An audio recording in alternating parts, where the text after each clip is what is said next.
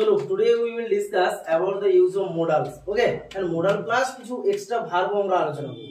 আমরা যদি প্রথম থেকে শুরু করি, তোমরা জানো যে মডাল গুলো can, could, may, might, shall, should, will, এগুলো জানো তো মোটামুটি।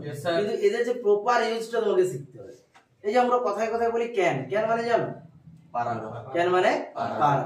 এটা মনে রাখবে সবসময় প্রেজেন্টের জন্য বা এখনকার জন্য ব্যবহার করা হয়। আমরা স্পোকেন ইংলিশে প্রেজেন্ট মানে বর্তমান শেখাই না, আমরা শিখি প্রেজেন্ট মানে এখন। কারণ তোকে সিম্পল স্টেপে মনে রাখতে হবে, তাই তো? এটা যে কথা। তো তাহলে মনে রাখবে ক্যান মানে কি? কখন পারা, এখন। ওটা যদি তুমি আগে কোনো কিছু কাজ পারতে, ওর জন্য হয়ে যায় কি বলো? কুড। কি হয়ে যায়? তাহলে কুড মানে কি হলো? আগে কোনো কিছু পারা। এবারে ওর যদি ফিউচার ফর্ম করতে চাও, অর্থাৎ পরে পারা, জানো এটা কি? Will be able two. তাহলে তিনটা পারা শিখলাম, এখন, আগে, পরে। এরা যেখানে বসবে, এদের আগে কিন্তু তোমাকে সাবজেক্ট বসাতে হবে। কি বসাতে হবে এদের আগে? তারপরে এই জিনিসগুলোকে বসাবে, তারপরে মেন ভার্বকে বসাতে হবে। কারণ মোডালের পরে সবসময় তোমাকে মেন ভার্ব ব্যবহার করবে।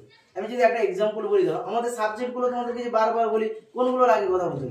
I, we, you, yes. অর্থাৎ আই থেকে দে পর্যন্ত যতগুলো প্রনাউন আছে আমাদের কথা বলতে সব সময় ব্যবহৃত হয়। প্লাস কারণ নাম দিয়ে যদি বলা হয় বা কোনো বস্তুর ক্ষেত্রে, আমরা যদি সাপোজ একটা প্রনাউন ধরি ইউ, ইউ মানে কি? তুমিও হও, তোমরা।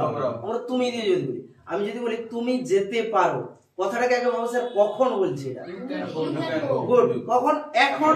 তাহলে ইউ ক্যান গো। ওটা যদি আমি নেগেটিভ করে দিই, কথা কথা বলি না, এই তুমি যেতে পারো না, ইউ ক্যান নট গো। তাহলে যখন প্রেজেন্টে কোনো কিছু পারার ক্ষেত্রে হচ্ছে ক্যান, না হলে ক্যান নট। তাহলে তুমি যেতে পারো, তুমি যেতে পারো না।